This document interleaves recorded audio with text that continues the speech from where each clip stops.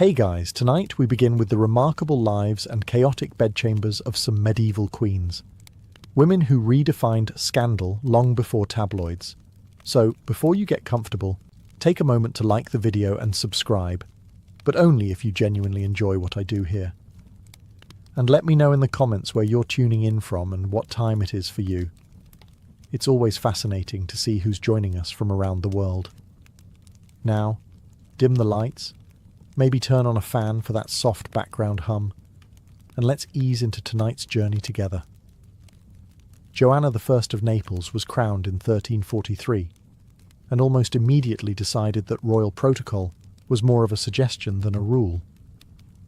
Where others saw tradition, she saw opportunity, and where others saw one husband, she saw several. She married 4 times, which in medieval noble circles wasn't that unusual, except Joanna made a bit of a habit of outliving her husbands, sometimes suspiciously quickly. Her first, Andrew of Hungary, didn't make it out of year 1. He was found hanging from a window in what was officially labelled an unfortunate accident. Unofficially, people had questions. Joanna had none. Now, there's a particular legend that gives Joanna her infamous reputation.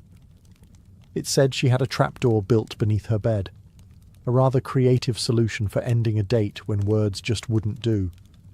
After a night of royal intimacy, the floor would allegedly open beneath her partner, sending him tumbling into the castle moat. Efficient, dramatic, and quite possibly made up by a very bitter ex. Still, the story stuck. Probably because it fits her vibe. Joanna ruled Naples with elegance and a certain theatrical flair. She wasn't reckless, just selective. Some called her charming, others called her dangerous. A few called her both while backing slowly out of the room. She held her own through wars, papal outrage, political rivals, and more than a few bedroom scandals. And through it all, she wore her crown like she wore her reputation, boldly and without apology. By the time she died, strangled, possibly by one of her many enemies, or allies, it's hard to tell, Joanna had left behind a legacy of drama, power, and enough gossip to keep Italian ballads going for centuries. Joanna of Naples wasn't just a queen. She was a headline, long before headlines existed. Eleanor of Aquitaine didn't just live in the 12th century. She ran it. Queen of France, then Queen of England, and at one point mother of 2 future kings, Eleanor didn't so much play the Game of Thrones as flip the board, drink the wine, and write a sonnet about it. She married Louis VII of France at 15. He was deeply pious, painfully awkward, and gave off strong, married his cousin because he had no other hobbies energy. Eleanor, on the other hand, was witty, wealthy, and had the attention span of a falcon in heat. The marriage worked about as well as you'd expect. Louis dragged her on the Second Crusade to the Holy Land, a romantic getaway if you enjoy marching through deserts in full armour and watching your husband cry at relics. Eleanor brought fine clothes, musicians, and possibly a soft spot for her handsome uncle, the Prince of Antioch. Rumours swirled. Louis frowned a lot. The marriage died quietly over a cold supper in Damascus. After the annulment, Eleanor practically sprinted back to Aquitaine and remarried, this time to Henry Plantagenet, the future King of England. He was 11 years younger, red-haired, and wildly unpredictable. In short, her type. Their marriage produced 10 children, multiple wars, and one of the most passive-aggressive households in European history. But Eleanor wasn't just birthing future monarchs. She was holding poetry contests. At her court in Poitiers, she championed courtly love, a new genre that encouraged noble ladies to be adored from afar by hopeless knights with emotional problems and good cheekbones. Of course, no one followed the from afar part. It was all stolen glances, lute playing, and long walks that ended behind tapestries. Eleanor's court became the go-to destination for nobles with more passion than impulse control. When Henry's wandering eye got tired of monogamy, and of Eleanor, she responded the way any good mother would, by helping her son stage a full rebellion against him. He was not amused.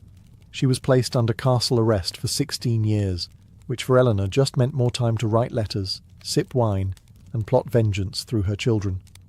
Margaret of Burgundy wasn't the kind of queen you'd expect to cause a national scandal. She ticked all the right boxes: royal bloodline, properly married to the heir of France, looked great in fur-trimmed gowns, and didn't openly poison anyone at court dinners. A model medieval wife, on paper. But then came the year 1314, when France discovered that keeping 3 princesses bored and unsupervised in a castle was a recipe for gossip, embroidery, and extramarital activities. Margaret was married to Louis, future King Louis X, a man whose charisma was often compared to boiled cabbage. Their marriage was not what you'd call thrilling, and Margaret, apparently, got tired of reading psalms and pretending Louis's bedtime stories about tax reform were seductive. Enter the Tour de Nesle affair, a scandal with a name so dramatic it sounds like a medieval soap opera. According to the accounts, Margaret and her sister-in-law Blanche started meeting 2 handsome Norman knights in secret. Where, you ask? In the Tour de Nesle, a royal tower by the Seine, conveniently private, mildly haunted, and apparently soundproof enough for courtly whispers and less than courtly behaviour. The men were eventually caught because, and this is real, they were recognised by the pattern on their pillowcases. Royal servants noticed the knights had luxury linens identical to those used in the princesses' chambers. That's right. The downfall of a queen was triggered by medieval pillow theft. No espionage, no poison, just bad laundry choices. King Philip IV, Margaret's father-in-law and reigning monarch, was not amused. The knights were tortured and executed, publicly, and with dramatic flair. As for Margaret, she was thrown into prison at Château Gaillard, a place about as cheerful as its name isn't. She died there 2 years later, either from illness, suffocation, or the fact that her husband wanted a clean slate before becoming king. Medieval history is fuzzy on the details, and suspiciously quiet about whether the pillowcases were returned. Margaret's crime wasn't politics, witchcraft, or treason. It was being a little too charming in the wrong tower, with the wrong men, on the wrong linens. And in medieval France, that was enough to get you erased. Isabella of France had everything a medieval queen could want: royal blood, a crown, expensive French shoes, and a husband she couldn't stand. She married Edward II of England in 1308. He was tall, handsome, and more emotionally available to his male favourites than to his wife, which, in a royal marriage, was complicated. From the beginning, Isabella had competition. Edward was already very attached to one Piers Gaveston, a charming knight with a flair for fashion and the political tact of a fruit bat. Edward gave him titles, land, and the kind of attention most wives had to work years to get. At the coronation banquet, Gaveston wore more jewels than Isabella. She noticed. Gaveston was eventually exiled, recalled, exiled again, and then beheaded by annoyed nobles who were deeply unimpressed with his eyeliner and smugness. Isabella might have shed a royal tear. Or not. But just when you think the marital drama peaked, Edward replaced Gaveston with Hugh Despencer, a man so greedy and unpopular he made Gaveston look like a picnic. Despencer wasn't just in the king's bedchamber, he was in the treasury, the council, and every single noble's bad dreams. He exiled Isabella's allies, seized her lands, and insulted her in public. Bold strategy, insulting the queen, historically unwise. By 1326, Isabella had had enough. She took her son, the future Edward III, and fled to France under the pretence of diplomacy. There she met Roger Mortimer, a nobleman with a rebellious streak, strong jawline, and a very available marriage status. Together, Isabella and Mortimer launched a full invasion of England. Yes, really. A queen invaded her own country with a boyfriend and a teenage son in tow. It worked. Edward was captured and deposed. And then the rumours started. Edward II died in prison under mysterious circumstances. One particularly graphic rumour suggests a red-hot poker was involved. Most historians now consider that an exaggeration, but still. Isabella's hands were not exactly clean. She ruled England as regent for several years, sharing power, and probably blankets, with Mortimer, until her son got tired of watching and overthrew them both. Isabella was sent to a comfortable retirement, because even a rebellious queen needs a break eventually. She entered as a wife, she left as a legend. Agnes of Navarre was born into poetry, politics, and passive-aggressive dynasties. As the daughter of a king and sister to a troubadour queen, she was raised in a world where words were sharp, alliances sharper, and a well-placed romantic affair could fix almost anything, or ruin everything. She became Queen of Aragon through marriage to King James II's grandson, which sounds nice until you realise her new husband, James IV, was already halfway to lunacy. And not the fun, artistic kind, more like the wakes up screaming and accuses the curtains of treason kind. Agnes responded to this situation the way any self-respecting medieval noblewoman with no options would, by turning her affections elsewhere, quietly, repeatedly, and with an apparent eye for variety. Her list of alleged lovers included knights, courtiers, musicians, and possibly a monk who was terrible at vows.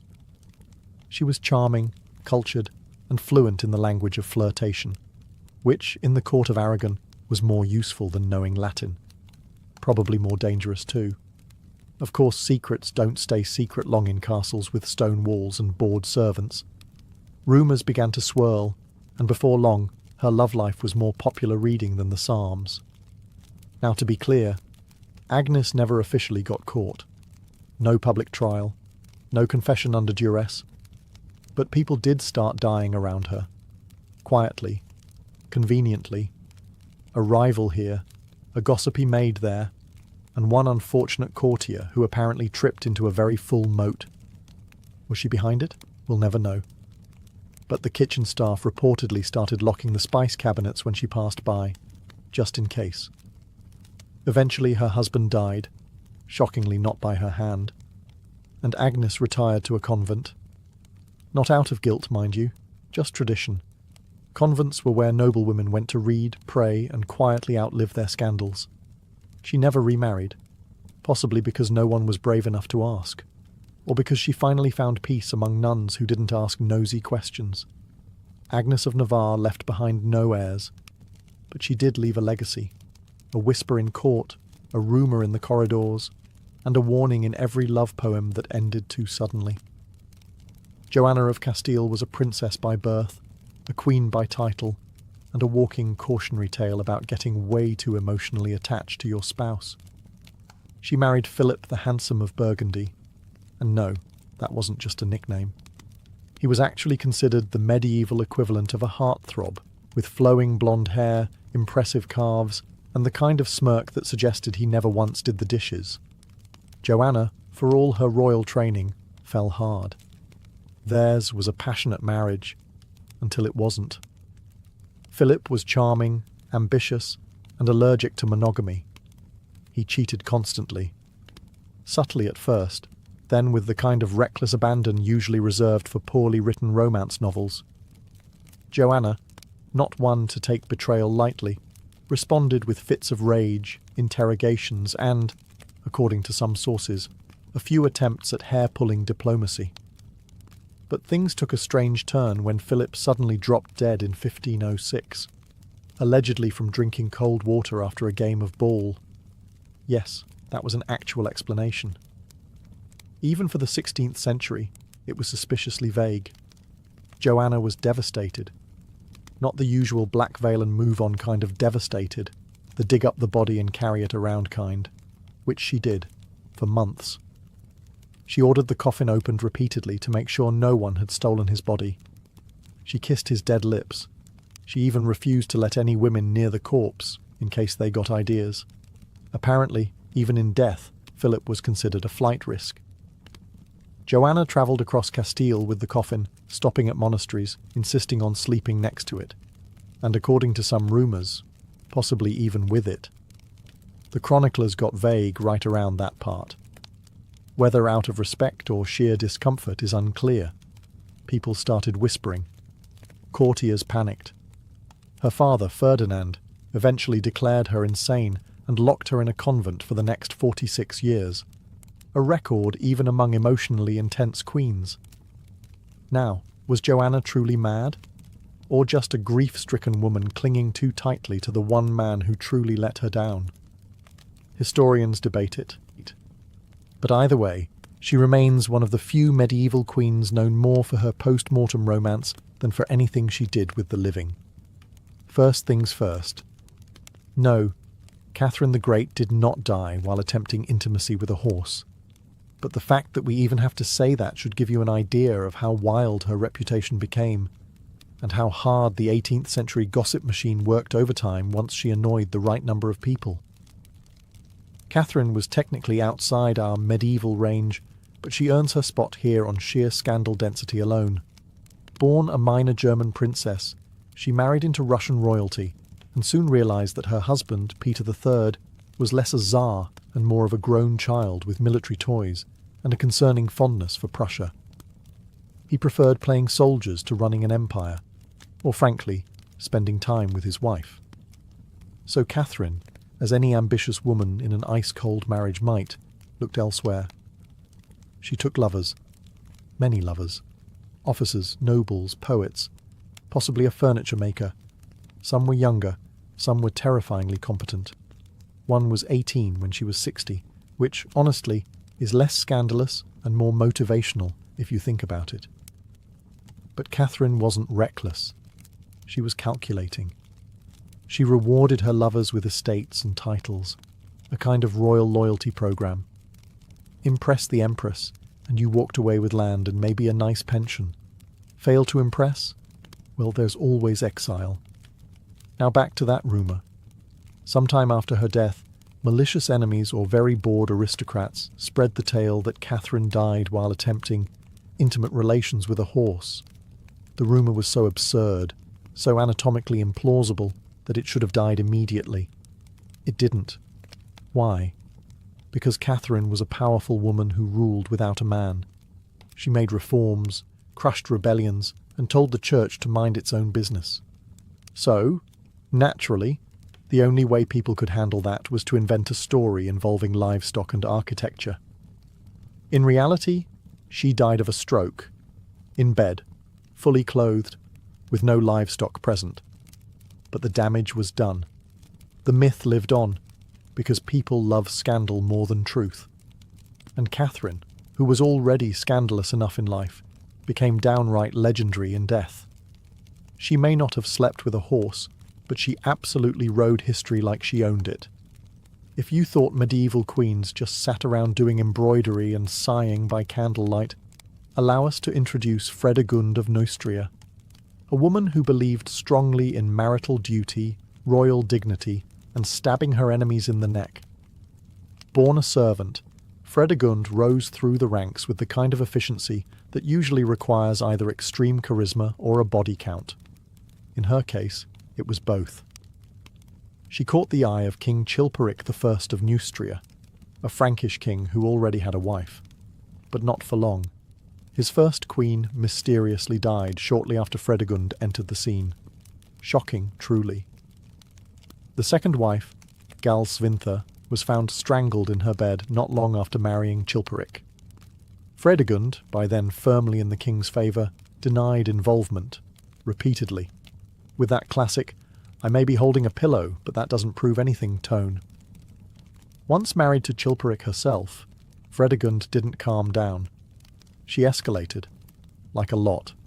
She was known for keeping a knife under her pillow, not symbolically, literally. This was a woman who treated bedtime like a potential crime scene. Political rival? Poisoned. Bishop says something rude? Disappears mysteriously. Servant gets too gossipy? Oops, dead again. Her feud with Brunhilde of Austrasia, her sister-in-law, became the stuff of legend. The two women spent decades waging what was essentially a royal mean girls' war, but with more assassinations. Fredegund once sent a hired killer to murder Brunhilde's son during Mass. Subtlety was not her strong suit.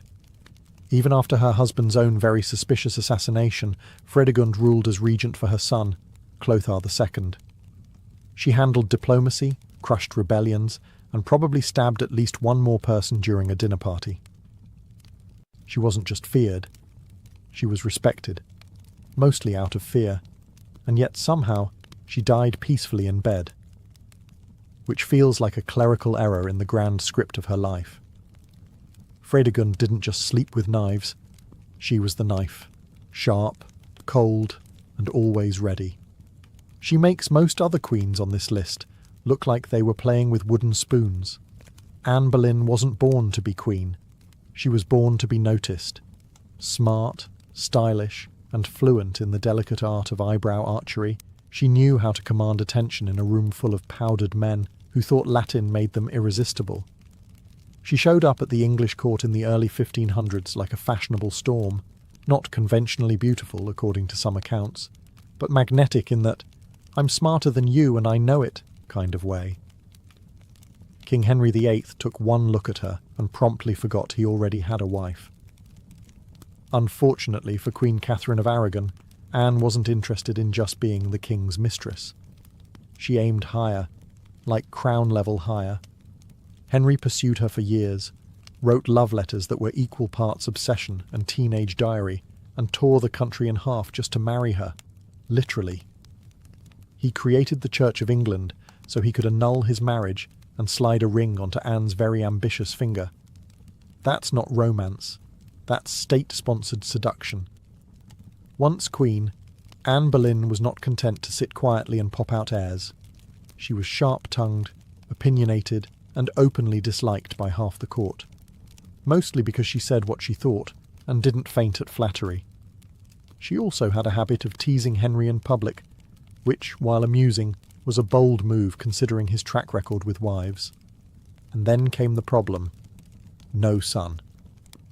Just one daughter, Elizabeth, who would later rule England like a boss, but at the time was a major disappointment to a king obsessed with male heirs. Suddenly, Anne's flirtatious charm wasn't charming anymore.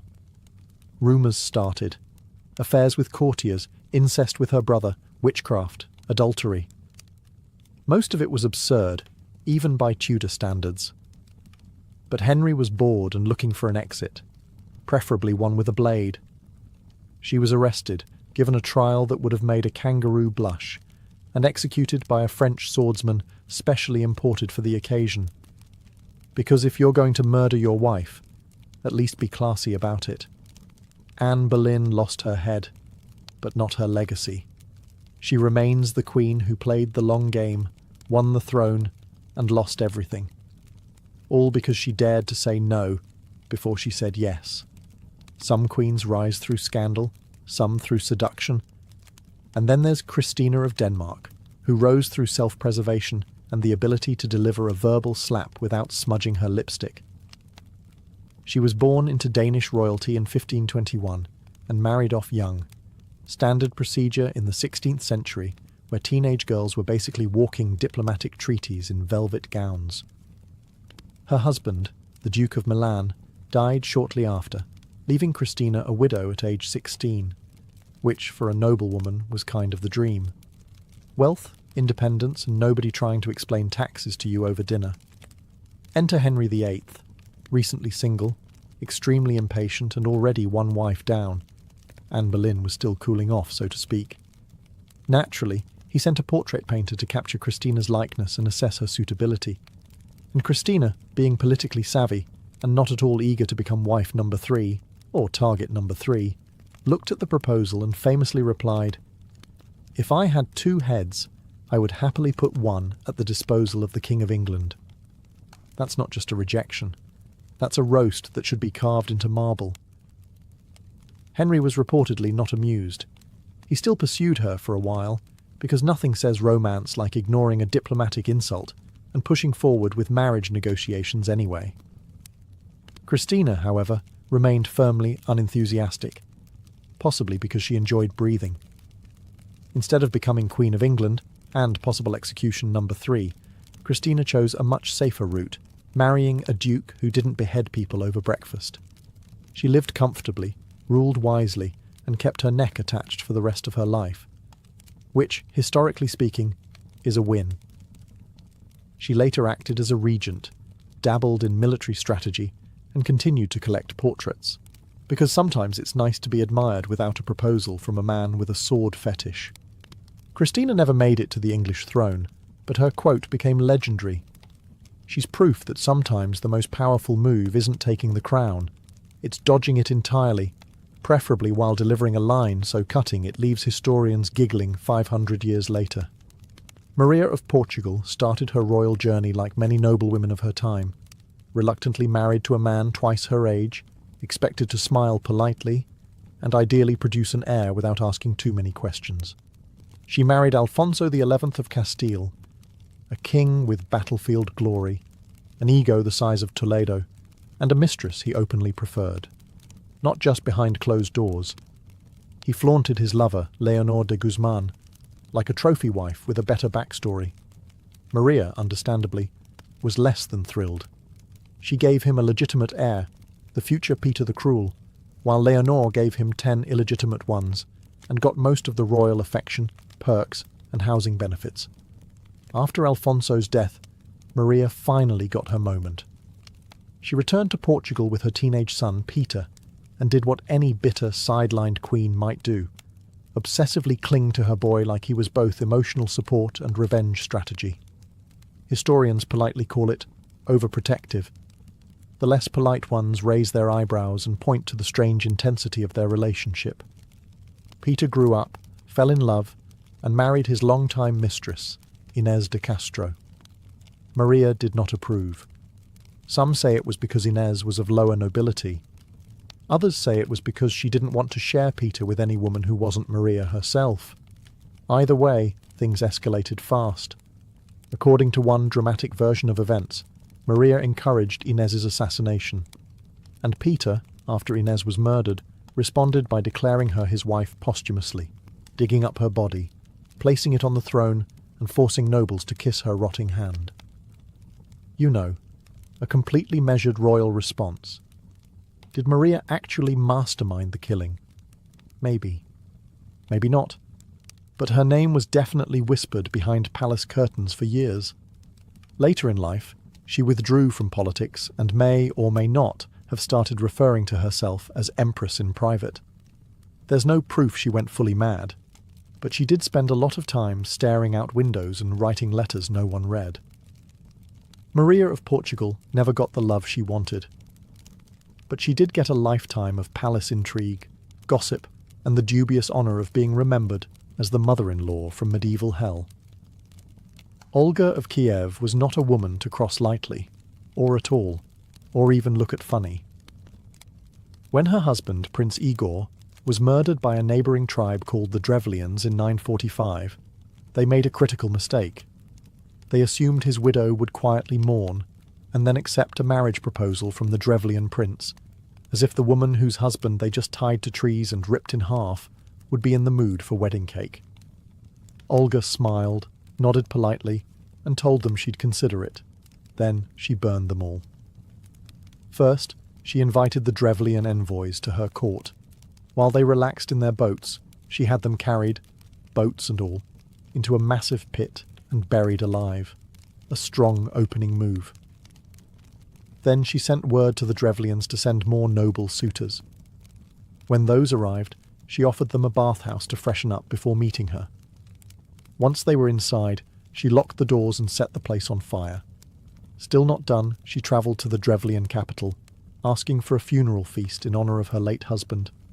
They threw a massive party. She got them drunk, and then her soldiers killed around 5,000 of them. It was less a feast, and more of a blood-splattered TED talk on why you don't mess with widows from Kiev. But the pièce de résistance? The birds. When the Drevlians finally retreated and begged for mercy, Olga told them she'd stop the siege if each household gave her 3 pigeons and 3 sparrows. Reasonable, they thought. Humane, even. Olga then tied sulphur-soaked cloth to each bird's leg, lit them on fire, and released them. The birds naturally flew home, into barns, thatched roofs, and wooden homes. The entire city burned down in a single synchronized firestorm, all brought to you by Team Avian Vengeance. Olga eventually converted to Christianity, and is now a canonized saint, proving that even history has a sense of humour. One minute you're burning cities with pigeons, the next you're a holy symbol of piety and wisdom. Olga didn't flirt, poison or plot in whispers. She just annihilated. And somehow she still made the sainthood list. Lucrezia Borgia never technically wore a queen's crown, but don't let that fool you. She ruled hearts, bedrooms, and suspiciously timed deaths with more flair than most monarchs could manage with a full treasury and a standing army. Born in 1480 to the Borgia family, which is already a red flag, Lucrezia was the daughter of Pope Alexander VI. Yes, Pope. You'd think a celibate man of God wouldn't have children, but the Borgias operated under their own interpretation of scripture, mostly involving nepotism and Renaissance-level thirst. Lucrezia was married off several times as part of political alliances. Husbands tended to either die suddenly, flee in fear, or find themselves in awkward situations involving mysterious circumstances. One poor soul, Giovanni Sforza, claimed he was pressured to annul their marriage due to non-consummation. In other words, the family publicly declared he was too boring in bed for Lucrezia's standards. Subtle, they were not. And then there were the rumours, that she wore a hollow ring filled with poison, that she had an affair with her brother, Cesare, that she gave birth to a child whose parentage was listed as unknown, possibly even the Pope himself. Medieval gossip didn't dabble in subtle implications. It sprinted straight into full-blown soap opera territory. Was any of it true? Probably not. But that didn't stop the whispers. Lucrezia was beautiful, intelligent, fluent in multiple languages, and knew how to throw a party, which, in 15th century Rome, meant orgies, politics, and maybe a little light homicide for flavour. Despite the chaos surrounding her, Lucrezia later settled into a quieter life as Duchess of Ferrara. She ran a successful court, supported the arts, and spent more time reading poetry than plotting murders. It's almost disappointing, like watching a lion take up gardening. But the legend of Lucrezia never died. The Borgia name still drips with scandal, and she remains its most glamorous ghost, equal parts reality and very well-dressed myth. In the end, Lucrezia's greatest weapon wasn't poison or seduction, it was ambiguity, and history, as always, ate it up. Wu Zetian began her imperial career the traditional way, as a teenage concubine to Emperor Taizong of the Tang dynasty. She was one of many, pretty, polite, and quietly observant. She also played the long game like it was a board sport with no rulebook. When the emperor died, Wu, like all concubines without children, was sent to a Buddhist convent to live out her days in quiet reflection. Wu reflected, then plotted, then re-emerged. She somehow caught the eye of the next emperor, Taizong's son, Gaozong. Yes, she seduced her former stepson. Yes, that's exactly as awkward as it sounds. She returned to court, this time with upgraded ambitions and significantly fewer illusions about loyalty. Once she became empress, Wu began clearing the imperial court like it was spring cleaning with execution warrants. Rivals, removed, political threats, exiled, framed, or turned into cautionary tales. Even her own children weren't safe. She was rumoured to have smothered her infant daughter just to frame the previous empress. That might sound extreme, but Wu didn't dabble in subtlety. She preferred results. Eventually, when Emperor Gaozong fell ill, Wu ruled through him, around him, and in spite of him. After his death, she made her next bold move, becoming the first and only woman to declare herself Emperor of China in her own right. She didn't rule from behind a veil or through a regent. She sat on the throne, wore the robes, and signed the decrees. The Confucian scholars had a collective breakdown. Wu did not care. Under her reign, the empire thrived. Agriculture improved. Education expanded. The civil service grew. But so did the number of accidental deaths at court and mysteriously silent dissidents. And yes, the rumours followed.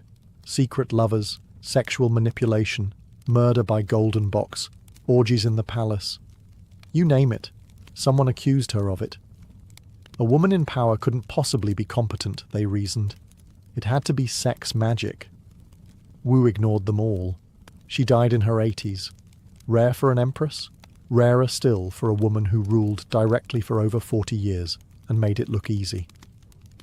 Queen Tamar of Georgia ruled during what historians call the Georgian Golden Age. But if you believe the court poets, it was also a time of spiritual enlightenment, epic war victories, and extremely poetic pillow talk. Crowned King of Kings, yes, king, in 1184, Tamar wasn't content with being a queen in name only. She styled herself as the sovereign ruler, not just the royal accessory to a husband. And when her nobles tried to saddle her with a politically safe marriage, she politely chose a drunken Russian prince with questionable hygiene, married him, and then promptly exiled him when he misbehaved. Which he did. A lot. After that, Tamar ruled solo. Georgia expanded its territory, flourished economically, and produced so much court poetry it could have flooded the Black Sea with verses about love, loyalty, and the divine glow of our glorious queen's cheekbone. Now here's where things get interesting, and just a little bit spicy.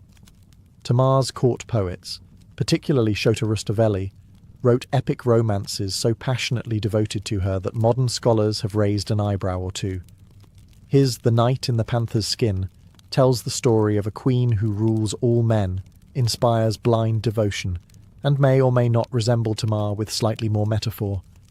Of course, none of this proves anything, but rumours do linger that Tamar may have enjoyed more than just literary admiration from the men, and possibly women, at her court. Whispers about private retreats, discreet companions, and late-night conversations that didn't involve state policy float through medieval sources like delicate smoke no one wants to name. Despite the flirtations of history, Tamar was canonized as a saint after her death, which is impressive, considering her reign included leading crusades, crushing rebellions, and allegedly sending ex-lovers off to monasteries for spiritual reflection. She died peacefully, surrounded by loyal nobles, and enough theological justification to make even the most poetic rumours fade quietly into myth. Tamar didn't need scandal to be remembered, but the possibility of one, that's what keeps her fascinating. If you think Christmas ends on December 25th, you'd be laughed out of a medieval tavern. Back then, the real party was only just beginning. In the Middle Ages, Christmas lasted 12 full days, from the Nativity on December 25th all the way to the Feast of the Epiphany on January 6th. And each of those 12 days had its own meaning, customs, and excuses for indulgence. The first day, Christmas itself, was solemn and sacred, but don't let the incense fool you. After weeks of Advent, which was basically medieval Lent with fewer snacks and more waiting, Christmas unleashed a flood of feasting, music, and merrymaking. The poor got to eat meat, the rich threw banquets that could bankrupt a small monastery, and the ale, flowing like the Danube. The 12 days weren't just an extended dinner party. They were spiritual, theatrical, and frankly chaotic. Each day had different saints to honour. December 26th was St. Stephen's Day, when people gave food and charity to the poor. Think Proto-Boxing Day, but with more piety and fewer sales. December 28th was Holy Innocents' Day, a commemoration of the children slain by Herod, where some traditions even called for children to rule the household for the day. Yes, the kids were in charge, and that never ends well. By the time January 1st rolled around, the feast of the circumcision, everyone was too full, too drunk, and too tired to do much more than stumble through a Latin hymn and grab another roasted goose leg. But they pushed through to January 6th, Epiphany, which marked the visit of the Magi. That's when the 12th night came into full swing, with masks, disguises, and the kind of role reversal where peasants played kings and kings pretended to enjoy it. For medieval folk, Christmas wasn't a single morning of wrapping paper and sugar crashes. It was a nearly 2-week blend of sacred devotion, rowdy excess, and social topsy-turvy. And if you weren't still partying well into the new year, were you even celebrating? Forget pine trees and plastic Santas. A medieval Christmas looked more like a pagan woodland rave than a cozy Hallmark special. Instead of tinsel, they decorated with ivy, holly, bay leaves, and mistletoe, all evergreen plants symbolizing eternal life, repurposed from earlier pagan winter solstice traditions. If it stayed green in December, it was getting hung on a wall. The real centerpiece, however, was the boar's head, not just as dinner, but as decoration. Picture this: a roasted pig's head with an apple in its mouth, paraded into the great hall on a silver platter, accompanied by minstrels singing the boar's head carol. Because nothing says Merry Christmas like a severed pig's face making eye contact with your guests. And speaking of halls, homes weren't cosy little cottages. The nobility celebrated in grand halls that echoed with the sounds of lutes, pipes, and the occasional inebriated monk belting out Christmas hymns. The hall would be strewn with rushes on the floor, the walls adorned with tapestries, and the air filled with the smells of roast goose, spiced wine, and unwashed bodies. Festive.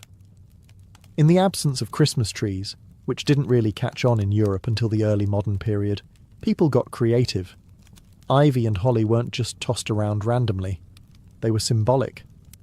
Holly, with its sharp leaves, was thought to represent the crown of thorns worn by Christ. Ivy, clinging and twining, symbolized the faithful's dependence on God. It was a theological houseplant arrangement. Mistletoe, on the other hand, was a bit racier. Associated with fertility and Norse myths, it wasn't always church-approved, but that didn't stop medieval revelers from hanging it in doorways. If you stood beneath it, tradition dictated you could be kissed, often forcibly. The church didn't love that part, but let's be honest, the medieval church didn't love a lot of things, and people still did them. So if you walked into a medieval manor during Christmas, it would feel part holy sanctuary, part bacchanalian forest feast. Evergreen boughs hanging from the rafters, candles flickering on long wooden tables, roasted meats sweating on trays, and someone trying to remember which corner had the mistletoe and which one had the chamber pot. In the Middle Ages, Christmas feasting wasn't just a nice meal. It was an edible declaration of power, piety, and sheer gluttony. For the nobility, it was an opportunity to show off their wealth through a parade of absurdly over-the-top dishes. For the peasants, it was the one time of year they might get actual meat. Either way, everyone ate like tomorrow was doomsday, which, given the plague and famine situation, wasn't entirely irrational. The star of the show was often the boar's head, yes, again, but that was just the beginning. Roasted peacock served in its own iridescent feathers, swan glazed with spices, pies so large they could hide a live bird, and occasionally did. There were stews thick with root vegetables, half-baked bread, sweetmeats, pottages, and soteltes. Elaborate edible sculptures made of marzipan, sugar, or dough, shaped like castles, angels, or dragons. Medieval food wasn't subtle. And let's not forget the drinks. Wassail, a hot, spiced ale or cider, was passed around in communal bowls. The word wassail literally meant be well, or be in good health, but the effect was usually the opposite. Another favourite was hippocras, a spiced wine sweetened with honey and served warm. These drinks weren't just festive, they were functional. After weeks of Advent fasting, your stomach needed a little help handling the tidal wave of goose fat and barley bread. But these feasts weren't casual buffets, they were carefully staged performances. High-status guests were served first and seated closest to the fire. Lower-ranking folk got the scraps, unless you were at a monastery where equality was the rule, but the food was infinitely more boring. Still, even monks broke their vegetarian rules for Christmas. Nothing says baby Jesus is born like a leg of mutton and a jug of wine. Food was central to the medieval Christmas because it was rare to have so much of it. For much of the year, people scraped by on porridge and cabbage. Christmas was the moment the social contract agreed. Yes, let us all get uncomfortably full together. And if you thought one feast was enough, think again. Each of the 12 days had its own meal, its own host, and often its own theme. By the time Epiphany rolled around, most celebrants were spiritually uplifted, emotionally drained, and physically bloated. If you think modern Christmas gets a little chaotic with family drama and overcooked turkey, the Middle Ages said, "Hold my wassail." Enter the Lord of Misrule, a real position, often filled by a fool, a servant, or some mischievous cleric chosen to oversee the Christmas revelries. His job: turn the world upside down and make everything delightfully inappropriate. The Lord of Misrule was the human embodiment of holiday madness. For the duration of the 12 days, he might preside over mock court sessions where people were tried for ridiculous crimes like stealing sausages or having an ugly hat. His court was filled with jesters, musicians, and other agents of mischief. This was licensed anarchy, wrapped in bells and tinsel. During his reign, hierarchies could be reversed. Servants gave orders. Students punished teachers. Choir boys dressed as bishops. It was part carnival, part spiritual exercise in humility. Medieval people believed that flipping the social order, temporarily, helped reinforce it in the long run. You let off steam for 12 days so the rest of the year could be nice and boring. Even monasteries weren't safe. Some churches elected a boy bishop on December 6th, St. Nicholas Day, who led processions and delivered mock sermons. This wasn't just for laughs, it was symbolic. The child's innocent wisdom was seen as closer to divine truth. Also, it was hilarious to watch a 12-year-old try to pronounce incarnation. The Lord of Misrule also encouraged wild dances, drinking games, and bizarre costumes. In noble courts, people wore animal masks, cross-dressed, or dressed as devils, saints, or biblical figures, often all three in one room. Think of it like medieval Halloween with a Christmas playlist. Of course, the church had mixed feelings. Some clergy tried to rein it in, especially when the festivities got too bawdy. But they also understood that medieval life was hard, and letting people cut loose, within limits, helped keep the peace. Plus, even bishops liked a good fruitcake.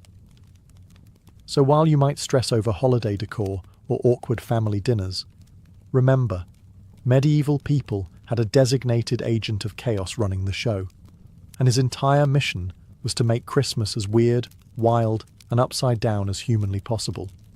If a group of medieval carolers showed up at your door today, you'd probably call security. Back then, caroling was less about angelic harmonies and more about demanding food and booze in exchange for not making a scene. Picture it: drunken peasants belting out tunes while waving tankards and possibly a goose. The term carol originally meant a circular dance accompanied by singing, and many Christmas carols started as secular folk songs, with lyrics that were occasionally a bit bawdy. Over time, these were adopted, rewritten, or sanitized by the church to reflect more pious themes.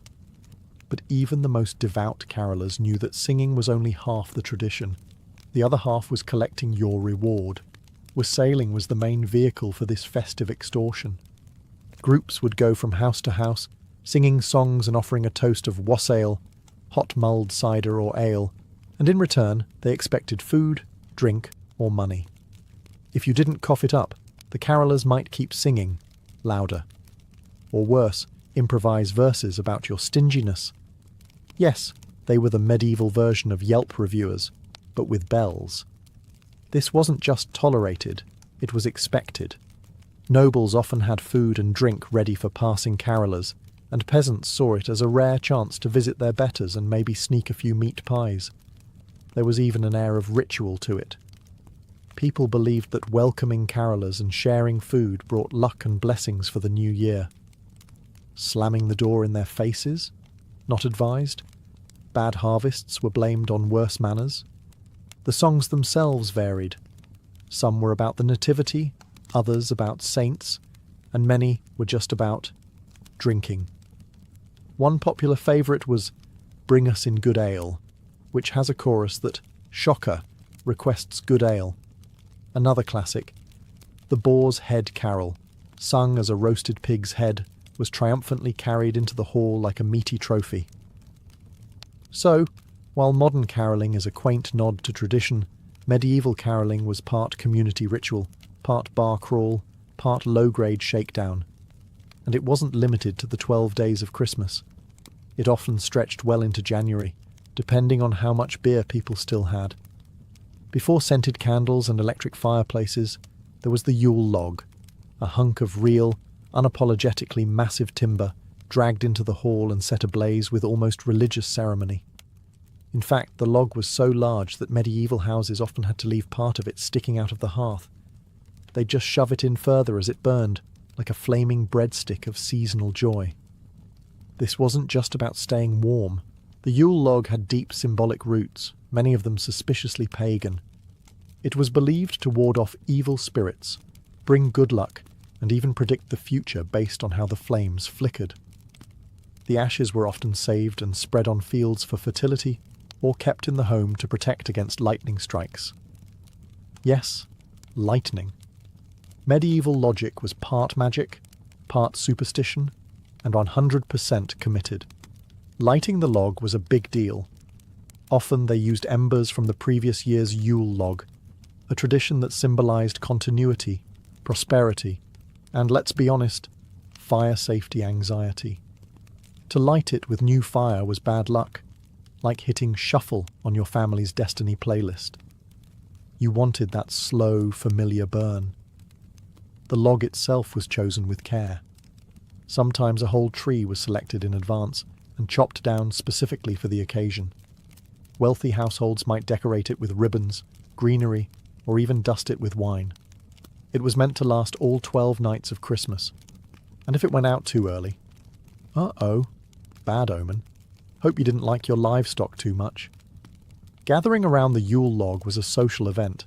People would drink, sing, tell stories, and roast chestnuts. It turned the hearth into the literal and metaphorical centre of Christmas life. Kids were told tales of what might crawl down the chimney if they misbehaved, while adults passed around mugs of wassail and swapped gossip with a side of pork.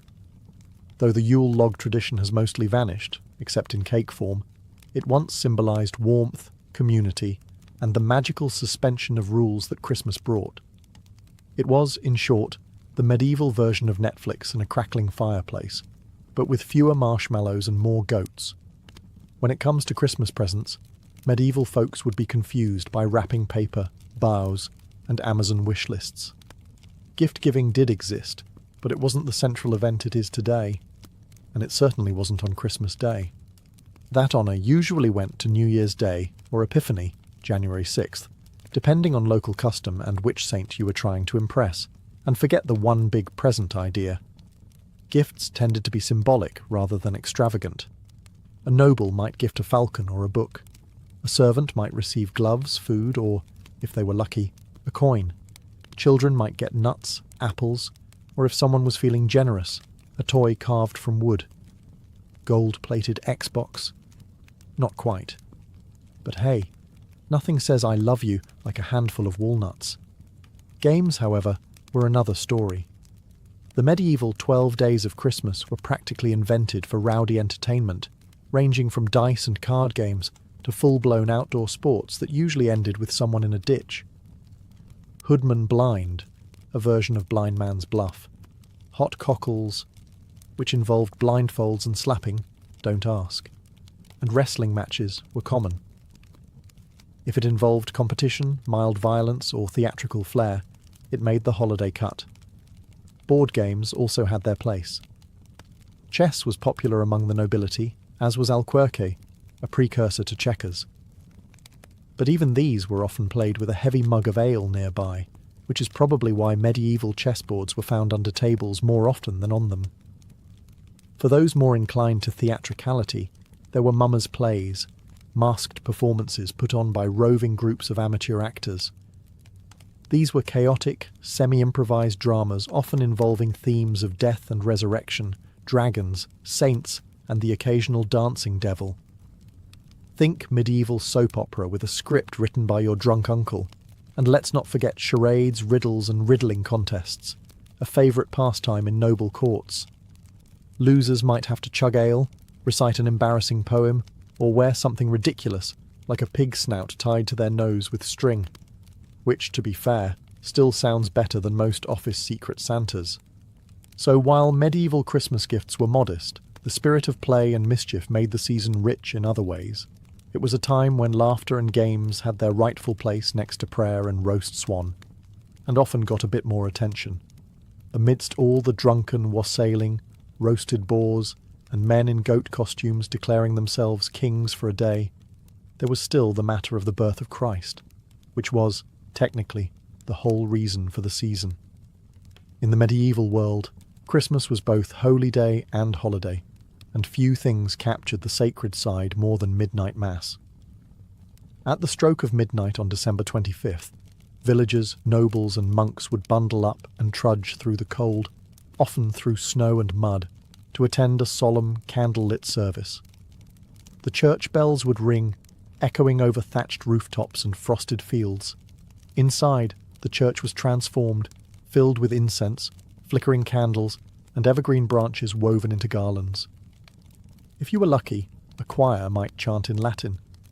If you were really lucky, the choir boys wouldn't be hungover from sneaking ale the night before. Midnight Mass was one of 3 masses celebrated that day. Yes, 3. The first at midnight symbolized Christ's eternal birth from the Father. The second, at dawn, represented his birth from the Virgin Mary. The third, in broad daylight, celebrated his birth into the hearts of believers. In short, triple the symbolism, triple the sitting on cold stone benches. These services were not quick affairs. Gregorian chants, processions, readings in Latin, and for the illiterate masses, that meant a lot of standing, nodding solemnly, and trying to figure out which saint they were supposed to be focusing on. Still, it was a major communal event. Even peasants who rarely saw the inside of a church might show up for Christmas Mass, if only to feel connected to something divine between ale-fueled revelries. Churches often staged nativity plays, complete with Mary, Joseph, angels, shepherds, and sometimes a real baby, or a loaf of bread wrapped in cloth, depending on availability and baby willingness.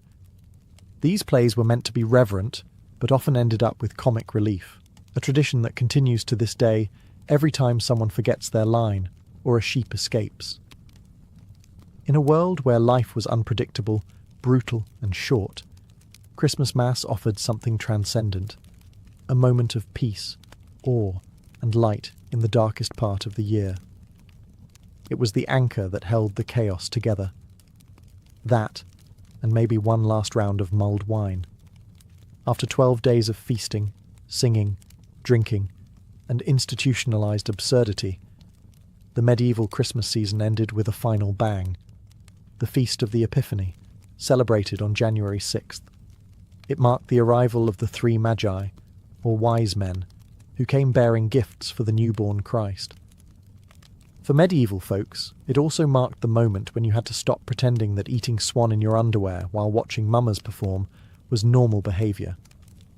Epiphany was a major feast day, nearly as significant as Christmas itself. The churches pulled out all the stops: incense, processions, chanting, symbolic offerings, and in some regions, blessing the water and homes with holy chalk to protect against evil. It was the last sacred hurrah before the long, cold slog of ordinary life resumed. But don't worry, the chaos hadn't fully burned itself out yet. In many places, Epiphany featured the 12th night celebrations, which were the most raucous of all. There was music, masking, gift-giving, and sometimes full-on theatrical madness. A king and queen of the bean were crowned, chosen by who found a dried bean or pea hidden inside a cake. The lucky finder got to rule the feast, boss people around, and wear a paper crown. It was part satire, part social catharsis, and part excuse to yell, "All hail the pea queen." The food on Epiphany was as grand as ever. Roast meats, pies, and especially the 12th cake, ancestor to today's king cake, usually filled with dried fruit, sugar, and a few questionable surprises. At this point, everyone was bloated, possibly hungover, and vaguely aware that Lent would eventually ruin everything. For children, Epiphany was sometimes the day for receiving gifts. a reflection of the Magi bringing gold, frankincense, and myrrh. For adults, it was the last socially acceptable day to flirt with a jester or wear a devil mask to church. And when the feast was over, the decorations came down, the Yule log was extinguished, its ashes often kept for good luck, and people returned to their usual lives of toil, prayer, and trying not to die of dysentery. The medieval Christmas season was over. 12 days of inverted order, holy reverence, drunken misrule, and communal joy, gone until next year. But what a ride it was. Before Christmas, before Yule logs and gingerbread men, there was Saturnalia, the Roman festival so rowdy and upside down that it makes modern holiday office parties look like silent prayer. Held in honour of Saturn, the god of agriculture, time and generations, Saturnalia was a festival of reversal, chaos and celebration. And it all began on December 17th.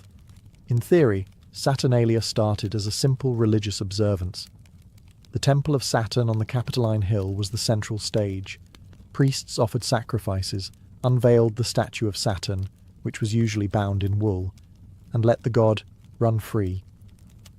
But by the time the Republic gave way to empire, the ritual had exploded into a citywide week of licensed misbehaviour.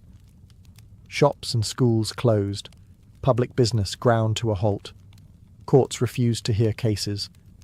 Even the Senate found more excuses than usual not to show up. No wars were declared, no battles fought. For once the Roman machine paused, and everyone took a deep breath, before diving headfirst into drunken feasting, dice games, and cross-dressing. And here's the fun part. The Romans loved role reversals. Masters served slaves, senators wore silly hats. Everyone swapped their togas for colourful leisure wear called synthesis, basically ancient party robes. Even the usually rigid Roman class system got a temporary makeover. Freedmen mocked their patrons. Women played men in street skits. Slaves sat at banquets while their owners waited on them, all while pretending the world had always been this way. This wasn't just tolerated, it was ritualized chaos, sanctioned by the gods themselves. Homes and public buildings were decorated with garlands, wreaths, and candles. There were no solemn hymns, only laughter, music, and the clatter of dice rolling on marble. People gave gifts, wax figurines, gag presents, and small tokens called sigillaria, the Roman equivalent of Secret Santa gone rogue. Saturnalia wasn't merely indulgent. It was Rome's way of pressing pause on the imperial rat race and letting people breathe, eat, gamble, mock the rich, and pretend, just for a few days, that time belonged to Saturn, not Caesar. If you were a Roman slave, there was one time of year when you could finally kick your feet up, sip some wine, and bark orders at your master without fear of being flogged. That time was Saturnalia. During this wild week of role reversal, the social order was flipped on its head, and no tradition captured that better than the moment masters served their slaves. It wasn't just symbolic. This was a full-blown, ritualized inversion of power. Slaves could dress like free citizens, speak freely, crack jokes at their owner's expense, and even dine at the same table, or, in many households, at the head of it. Meanwhile, their masters were expected to serve them food and wine, play the fool, and generally pretend they didn't run the empire the other 358 days of the year. Some households took it further, holding mock elections to name a king of Saturnalia, often chosen from among the slaves. This temporary monarch had the power to command ridiculous tasks. Sing a song about a goat. Drink 3 cups of wine while standing on one leg. Think of it as a cross between a jester and a dictator, except with more garlands and fewer consequences. Was it all in good fun? Yes. But it was also deeply political and cathartic. In a society built on inequality, Saturnalia offered a rare moment for the powerless to push back, even if only in jest. For slaves, this wasn't just entertainment. It was relief, a temporary break in the grinding monotony of servitude. For masters, it was a reminder that their power was not divine.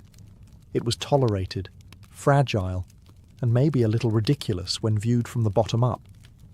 Of course, the illusion didn't last. After the festival ended, the roles snapped back like a cruel rubber band. But for those few days, laughter replaced commands. Satire replaced fear, and Rome, for all its grandeur, remembered what it was like to let go of control and to laugh at itself. It was, in a way, Rome's pressure valve, a moment of ritualized rebellion that made the strict order of daily life slightly more bearable. If there was ever a time in Rome to break the rules, loudly and with wine-stained tunics, it was Saturnalia. Gambling, normally frowned upon in polite society, became not only acceptable, but expected.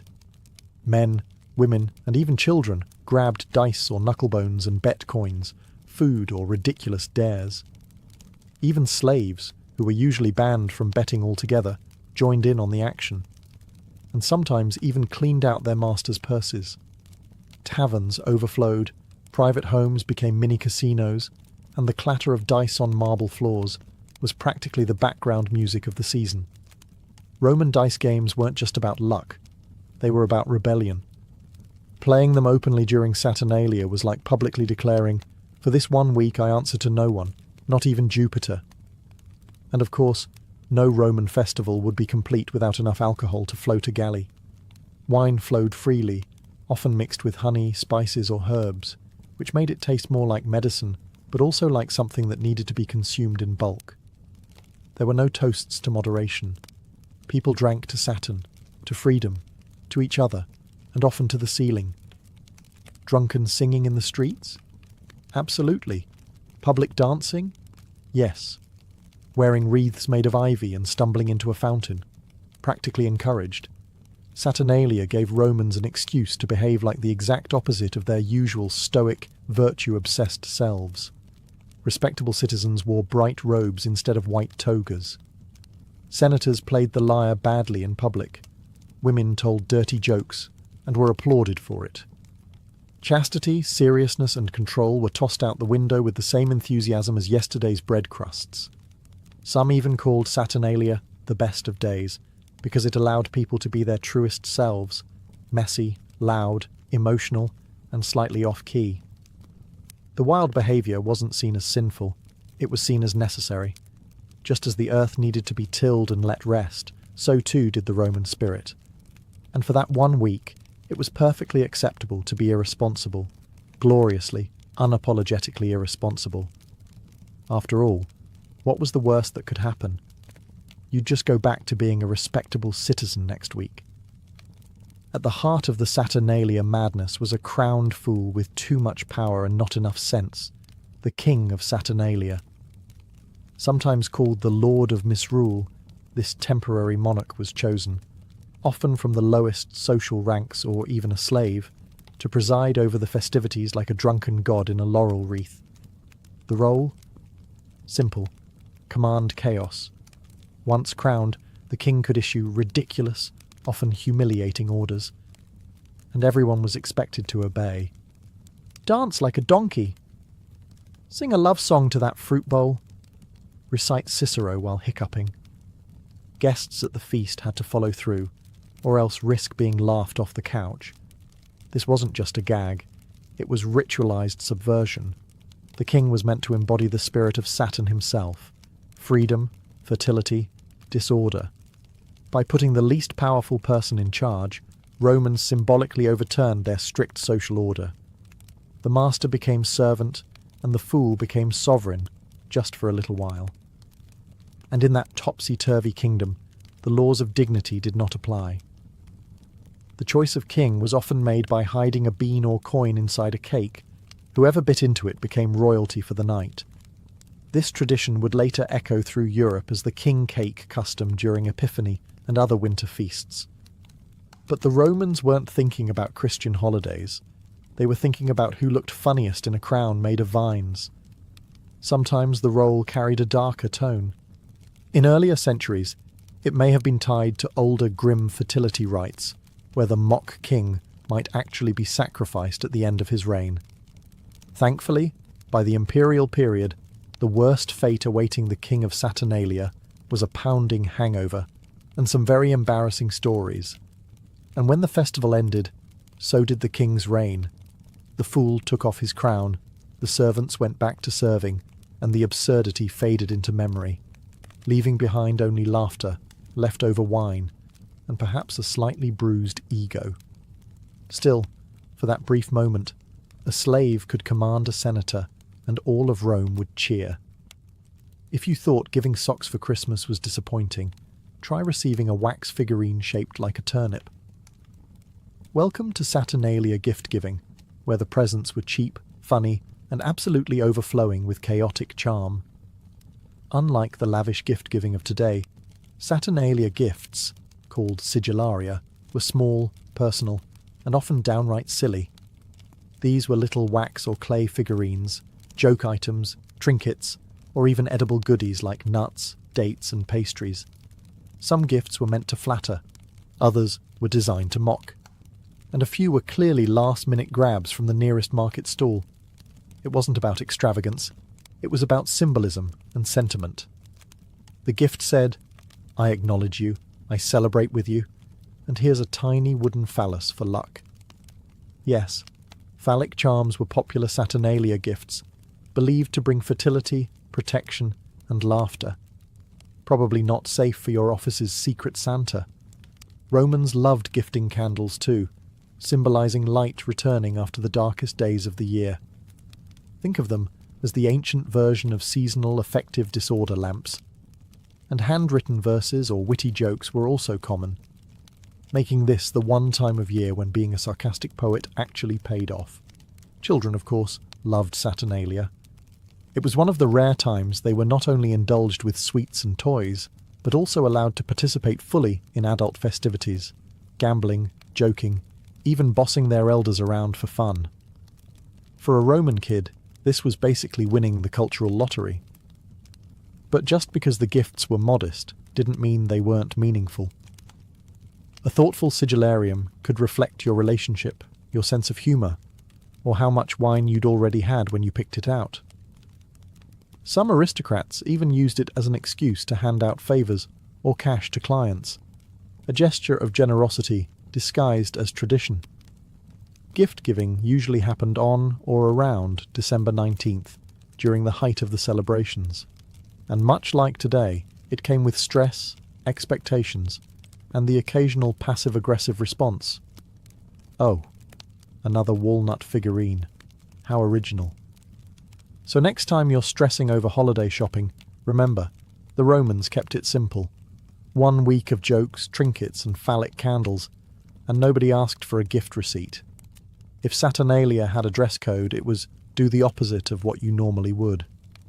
In a culture obsessed with dignity, tradition, and clean togas, this was the week when everyone threw on party robes, messed up their hair, and wrapped themselves in ivy.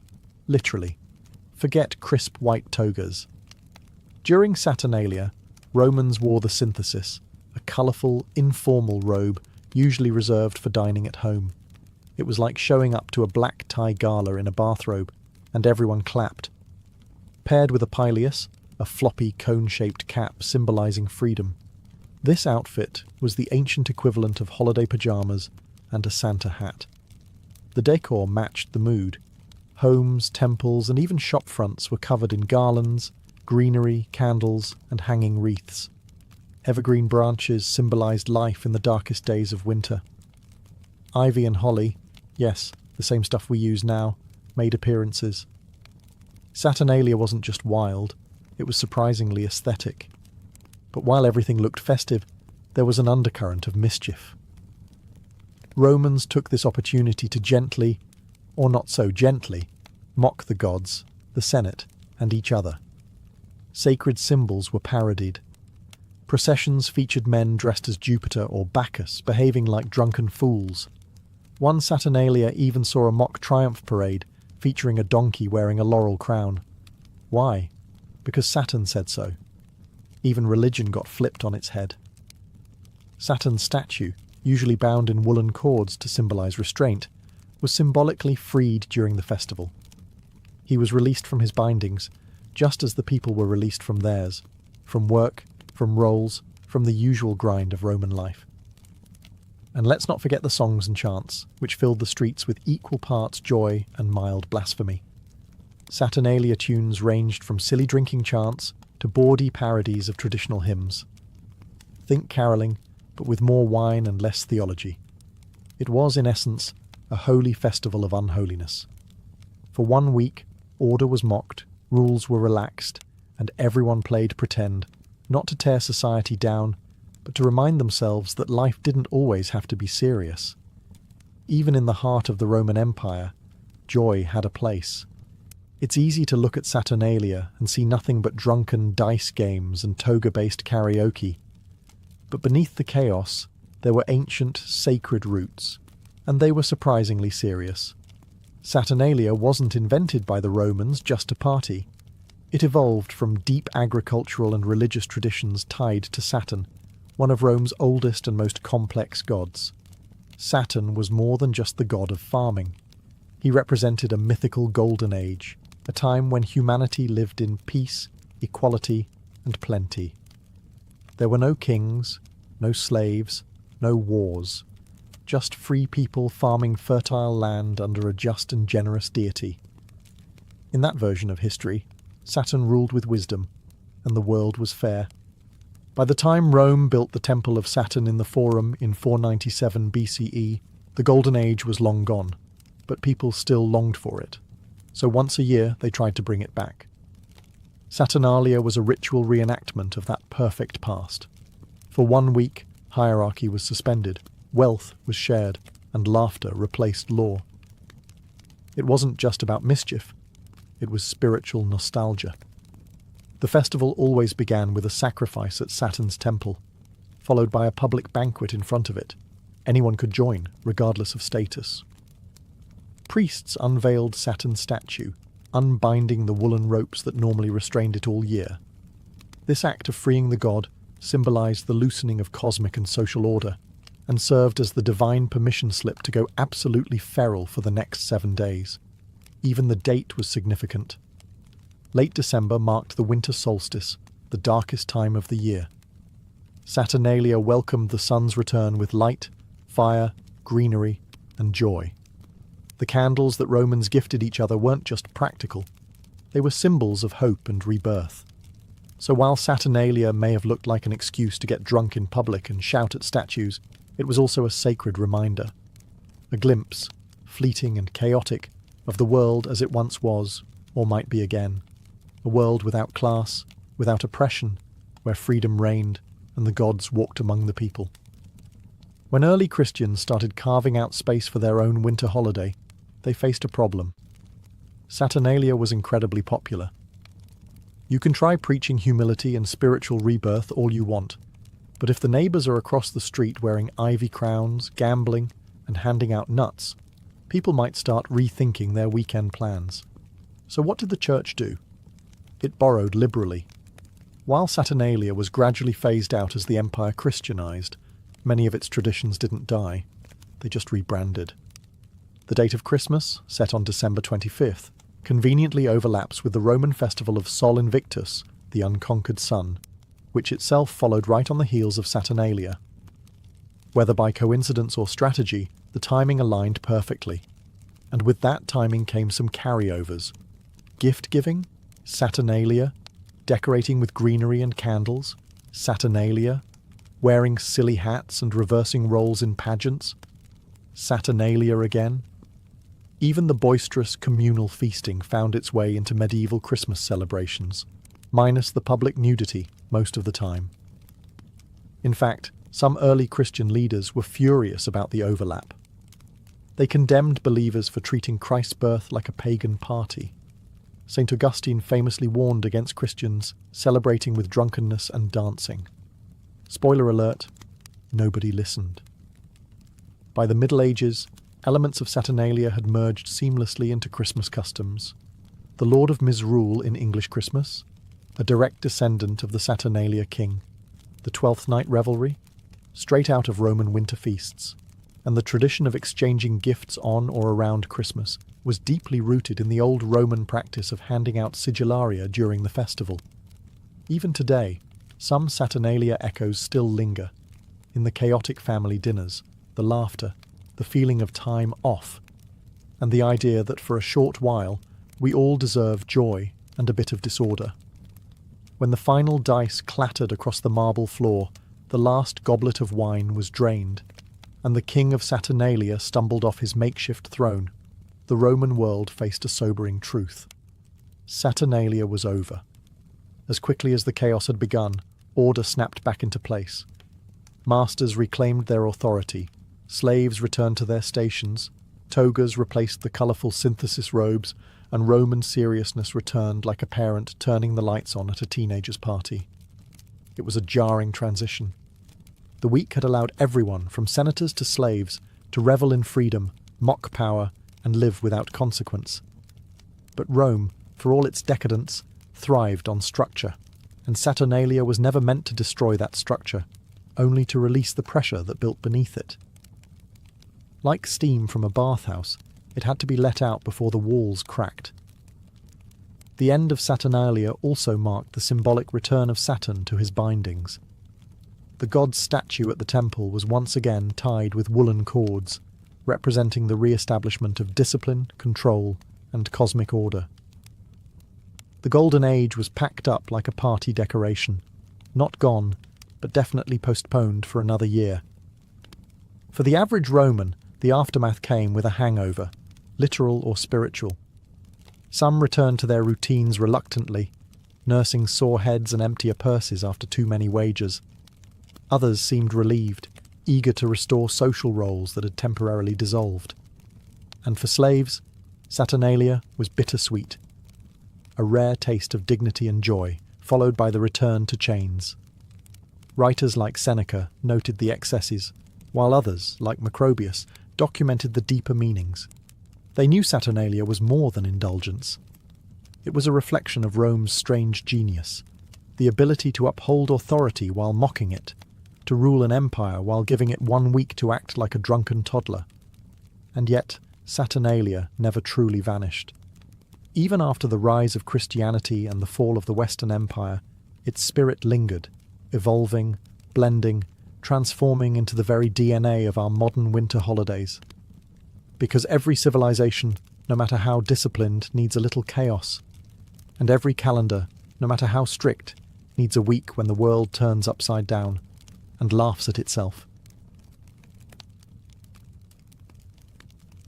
In the medieval world, there was no doctor waiting on horseback, no hospital wing ready with warm linens. When a woman went into labour, whether in a peasant's hovel or a noblewoman's chamber, it was the midwife who was called, often in the middle of the night, often with little notice, and almost always with life or death stakes. The midwife wasn't licensed, rarely educated in the formal sense, and almost never paid what she was worth. But in the eyes of her community, she was vital. Without her, birth was not only painful, it was lethal. In some villages, she might be the only person with any experience in childbirth, and even the parish priest wouldn't question her presence when the screams began. She carried no diploma, just a satchel of herbs, oils, linens, and hard-earned experience. Her training came from other women, older midwives, family members, or sheer repetition. She might have started as an assistant, passing cloths and holding hands, learning when to wait and when to act. Her classroom was the birthing mat, her textbook, blood and breath. Her days were full of contradictions. She was both honoured and feared, welcomed into homes during sacred moments, and then pushed to the margins when suspicions rose. A healthy baby and mother meant celebration. A stillbirth or hemorrhage. That could turn her from healer to suspect. People in the 1200s to 1400s didn't understand germs or uterine rupture, but they did understand blame. And if a woman died, someone had to carry it. Still, the midwife endured. She navigated superstition as deftly as she handled breech births. A charm against the evil eye here, a whispered prayer to St. Margaret there. She might draw a protective circle with chalk, or place a knife under the bed to ward off spirits. She didn't believe in magic. Not exactly. But she did believe in anything that might help. She was always on call. No rest, no luxury. Just urgency, sweat, and the quiet pressure of being the first to touch a life, or the last to see it leave. And yet, she was never the story's heroine. She was its anchor, uncredited but unshakable. There were no textbooks, no classrooms, and certainly no medical diplomas waiting at the end. To become a midwife in the 13th or 14th century, a woman learned the craft the same way she might learn to bake bread or mend a roof, by watching, helping, and eventually doing. It was an apprenticeship not of theory, but of lived, often traumatic, experience. Usually, a young girl would begin her training by shadowing an older midwife, a mother, aunt, or respected elder in the village. She started by preparing the birthing room, stoking the fire, boiling water, laying out clean cloths. Then she watched. Not from the back of the room, but up close, watching a woman groan and sweat and scream as new life tore its way into the world. It wasn't sanitized. It was real, loud, bloody, and terrifying. And for many young girls, that was the moment they either committed or turned back forever.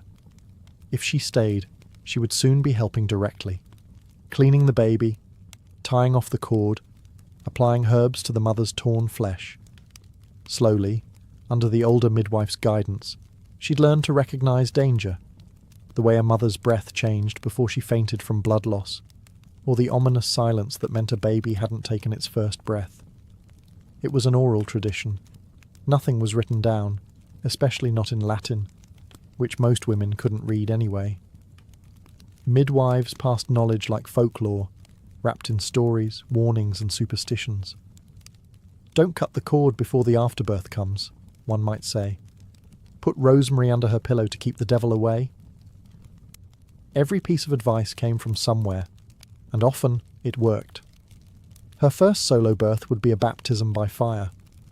If the mother lived, if the baby cried, if the bleeding stopped, only then would she start to earn trust. And it wasn't just about technique.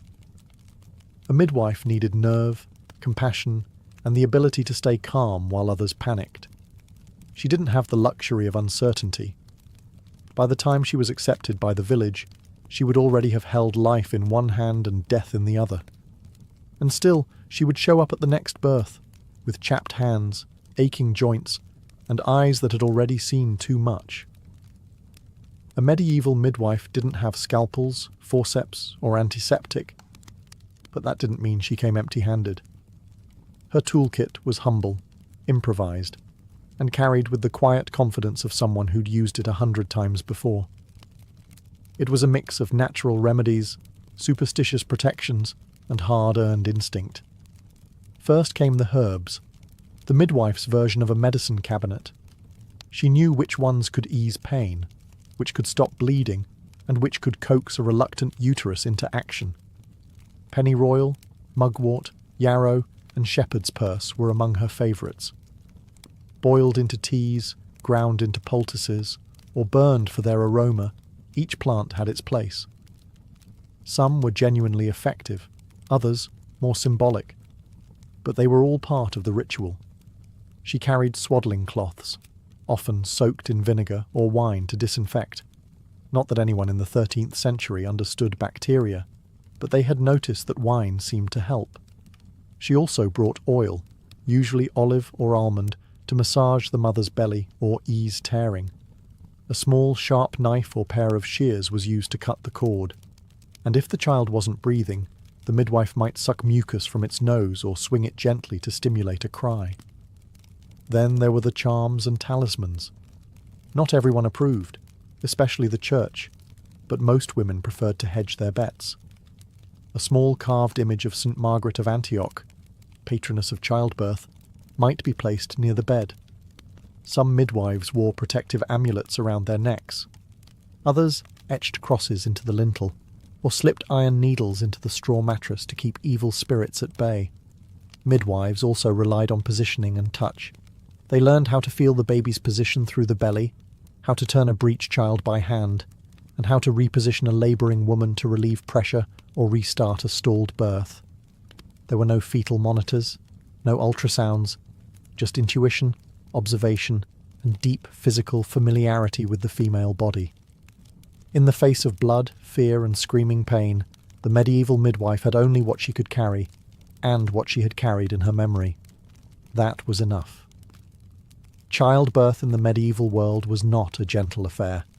It was loud, painful, unpredictable, and far more dangerous than most people today can imagine. The midwife stood at the centre of this storm, not as a doctor in control, but as a witness and guide, trying to steer two lives through a needle's eye with nothing more than her hands and her resolve. Medieval births often took place in dimly lit, smoky rooms, sometimes with a fire roaring and windows shuttered to keep out evil spirits. Women gave birth not lying down, but squatting or sitting on a birthing stool, surrounded by female relatives, neighbours, and perhaps a servant or two. Men were usually banished. The space belonged to women, and the midwife ruled it like a quiet queen. The midwife watched for signs, the way the woman breathed, how the belly shifted, the look in her eyes when the pain changed from early contractions to something deeper. She knew how to listen for silence. Silence could mean the baby was stuck, or the mother was bleeding too much. She moved quickly but calmly, issuing orders in a firm tone, her fingers always working. When things went well, the child came cleanly. The mother's tears turned to laughter, and the room filled with relief. But often, the midwife had to act fast. A hemorrhage meant stuffing clean rags, or even her own hand into the womb. A baby not breathing? She'd try rubbing, warming, swinging, even breathing into its mouth. Not from science, but from tradition and desperation. Stillbirths and maternal deaths were common. When they happened, the midwife didn't cry. She cleaned the mother's body, wrapped the child, and said a prayer. If the baby was dying and not yet baptized, she'd perform an emergency baptism herself, often using wine or even saliva if no holy water was on hand. That one act, forbidden by the church but widely practiced, might save a soul in the eyes of the grieving. Midwives were not miracle workers, but they fought like warriors. Against pain, against blood loss, against the shadow of death hanging just outside the cottage door. And sometimes they won. And that was enough to keep going. In the Middle Ages, the line between life and death was razor thin, and nowhere was it more visible than in the hands of the midwife. She didn't just deliver babies. She sometimes baptized them too, and that put her in a strange and delicate position. Part healer, part spiritual gatekeeper, part scapegoat. The church taught that unbaptized babies couldn't enter heaven. They were doomed to limbo, not punished, but forever cut off from divine light. In towns where a priest might be several miles away, or unreachable during a long winter night, the midwife was the only one present to act. And so, if a baby emerged blue or not breathing, she would sprinkle wine, water, or even her own spit on the child's head and murmur the sacred words, "I baptize thee in the name of the Father, and of the Son, and of the Holy Ghost." Technically, this wasn't allowed. Baptism was a priest's job. But practically, everyone looked the other way. It was better to save a soul than follow every rule. Still, the midwife's actions came at a price.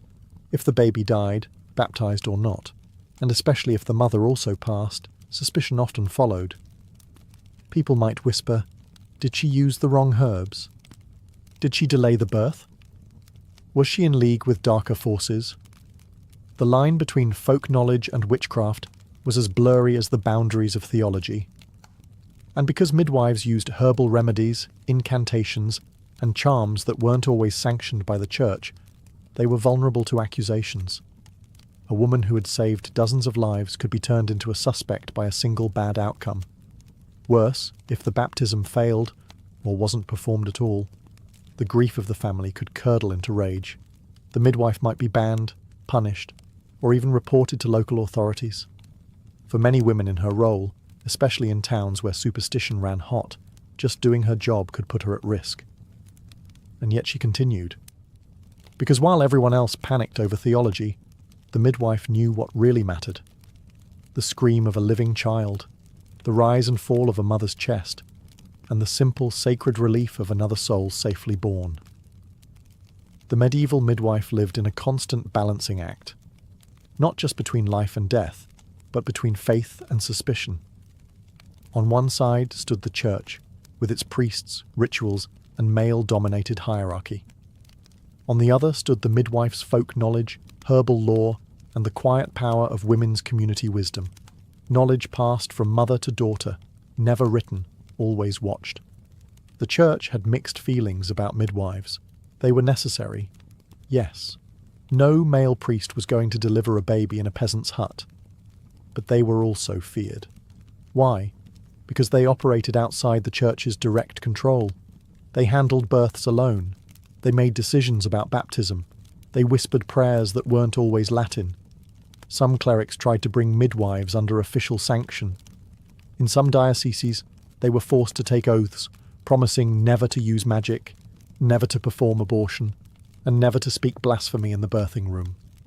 Others were interrogated or denied communion if there were rumours, or simply if a baby died on their watch.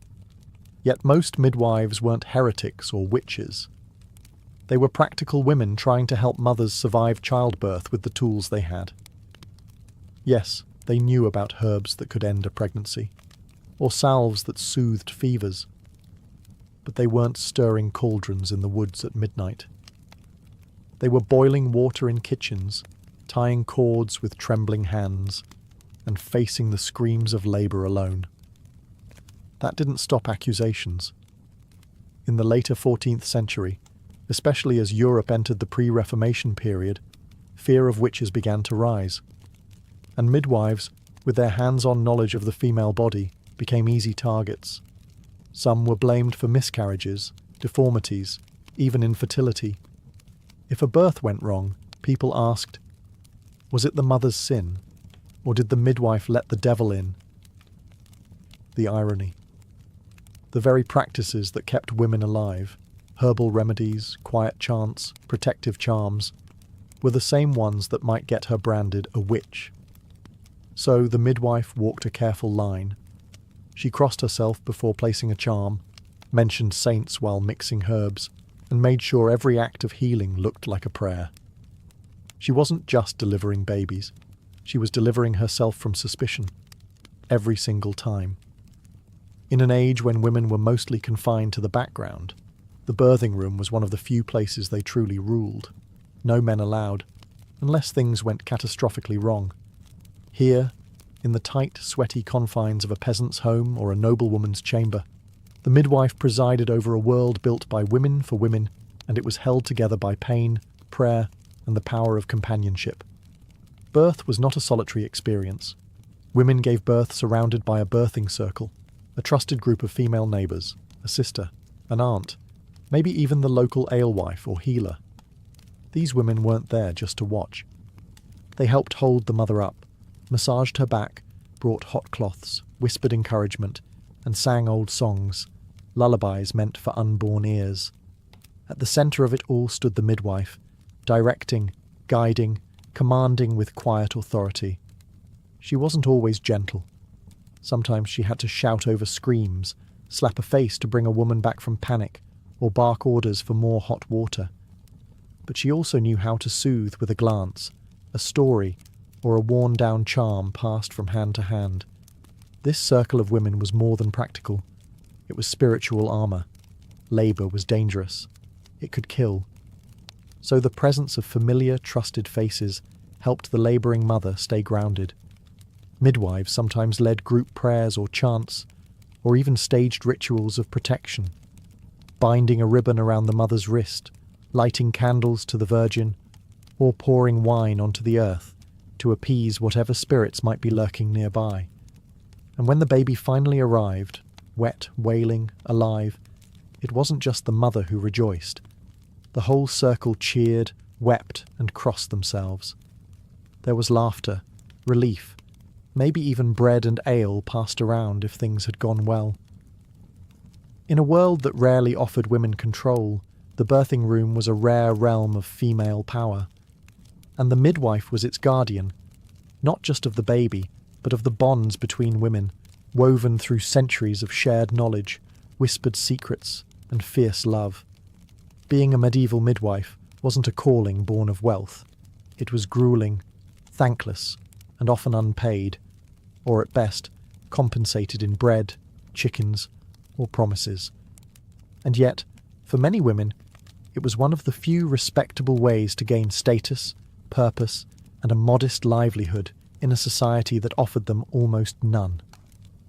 Most midwives were not part of the nobility. They were peasant women, tradeswomen, or widows who had built up reputations over years of service. In cities, some gained local fame, even being appointed as official parish midwives. But in villages, they were often treated as half healers, half helpers, expected to serve whenever summoned. Payment, when it came, was inconsistent. In wealthier towns, some women received small sums of coin or gifts of wine, wool, or candles. But more often, payment was a promise.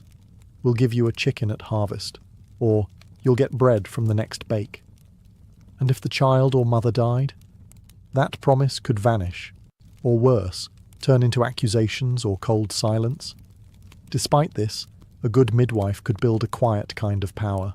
She was respected, feared, needed. Women trusted her more than any priest, especially when the pain of childbirth hit and no male authority could offer comfort. Over time, if she avoided scandal and built a record of successful births, she became part of the village fabric, the one women whispered about with awe, the one they called even before their labour started. Some cities, particularly by the late 1300s, began to formalise midwifery. In places like France and parts of Germany, midwives were occasionally examined or licensed by male physicians or clerics, a dubious mix of medicine and moral policing. But even then they were rarely paid well. The status was symbolic, the risk very real. And yet, despite the exhaustion, the irregular income, and the suspicion that always lingered nearby, the midwife remained. She didn't do it for coin. She did it because no one else would, or could, and because each healthy birth, each baby's first cry, was a small sacred victory that belonged to her and no one else. The life of a medieval midwife rarely ended with accolades or gravestones. No statues were carved in her honour. No books bore her name. Yet for hundreds of years she was the quiet guardian of life, guiding generations into the world with her worn hands and weathered wisdom, and disappearing just as quietly when her work was done. Many midwives died poor and anonymous, with no formal training, no titles, and often no surviving family. Their stories faded unless preserved in parish records, court documents, or whispers. Some were buried with gratitude, their herbs and tools passed on to apprentices. Others were forgotten, or worse, remembered only if they were accused of wrongdoing during their final years. Yet their impact rippled silently through history. Every woman who survived childbirth in a mud-floor cottage or cold stone hall owed her life to one of these women. Every healthy baby placed into swaddling cloths had first felt the hands of a midwife, hands that had already delivered dozens, perhaps hundreds before. Their knowledge, even without books, persisted. It passed through generations like folklore, which herbs to use, which prayers to whisper, which positions to try when labour stalled. The church may have tried to control them, physicians may have dismissed them, but women remembered, mothers remembered, and so their legacy lived through lineage, not letters. By the 15th century, formal medicine began to tighten its grip. Male physicians entered the birthing room. Midwifery, once the sole domain of women, was gradually redefined by men with degrees and Latin diagnoses.